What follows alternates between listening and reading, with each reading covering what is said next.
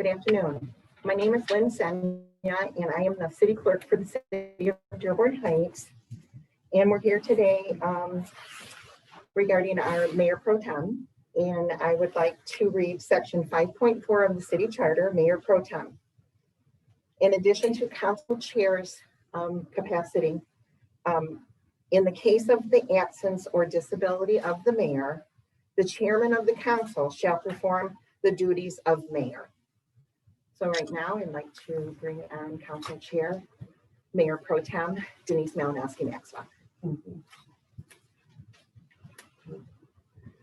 Good afternoon, everyone. I am Denise Malinowski Maxwell. I have been serving as the City of Dearborn Heights Council Chair. Today is a sad day, indeed, day for the family and colleagues of Mayor Dan Paleco and for the residents of Dearborn Heights. Last night, as you already know, Dan's life was cut short unexpectedly due to complications from the COVID-19 virus. Mayor Paleco's legacy of continuous public service was a long and successful one. It goes back as far as his days as a student at his beloved U of M Dearborn, where he was elected to the Dearborn Heights City Council, being the youngest person to hold that position. A short time later, he was elected to the chairmanship of the Dearborn Heights City Council. In 2004, he was appointed to fill a vacancy for mayor that existed in that office. In order to do that, he left his post as a member of the Michigan House of Representatives, which that alone is a testament to how deeply he cared for his home and his hometown. And he was proudly held this position of mayor ever since until his passing yesterday. Dan was a respected voice, not just in the community, but at the county, the regional, and the state levels as well. His expertise will certainly be missed. While we will miss his expertise, his political savvy, and his commitment to our community, I'm confident our team will come together to continue our task of representing and serving our residents in the best way possible. In the meantime, I would like to take a moment of silence for recognition and honor of Mayor Dan Paleco.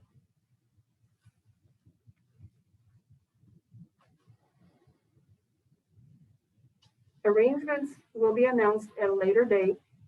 At this time, I will be assuming the duties as Mayor Pro Tem for the City of Dearborn Heights per 5.4 in our city charter. I would like to thank everybody for coming today. Does anybody have any questions? Yeah, a question in terms of how you found out and sort of what went through your mind when you got the text or call. I got the call about almost around midnight. I was sleeping, so I was woke up. You know, Councilman Muscat called me and advised me that the mayor had passed. I was shocked. I didn't even know he was sick. How does this affect the lawsuit that the late mayor had against you and you personally and the rest of the council? I need to discuss that with the attorneys. I'm not sure at this time. And will the city council have to vote on 2 new council members, or will one of the slots be filled by the first runner-up, which would be Montgomery Dune? We don't. It would have to be 2 council positions would have to be filled, and the city council would have to vote on it. So you wouldn't take the last runner-up in any? No, that's not outlined in our charter. Our charter doesn't address that. Okay. And is 5 votes enough, or 3 out of the 5 votes enough to officially choose? You need the majority of the elected officials at the time. So, And he was on the Zoom call, the council meeting just about a week ago. Did anyone know that he was sick or anything? Because he seemed, I watched a little clip, he seemed okay and normal. I had no idea. If he was sick and anybody knew about it, they didn't inform me. We lost Benny Napoleon, now another, well-known figure in the Metro Detroit area. How do these deaths sort of highlight how seriously we should be taking COVID and just kind of if there's a lesson in all of this? COVID is very serious and it seems to affect everybody differently. And if you get it, you don't know how it's going to affect you. There's so many different angles that could come at you. And has his family passed on anything in terms of to the public at all? No, not at this time that I'm aware of. And does he leave behind a wife, children? He leaves behind 2 daughters.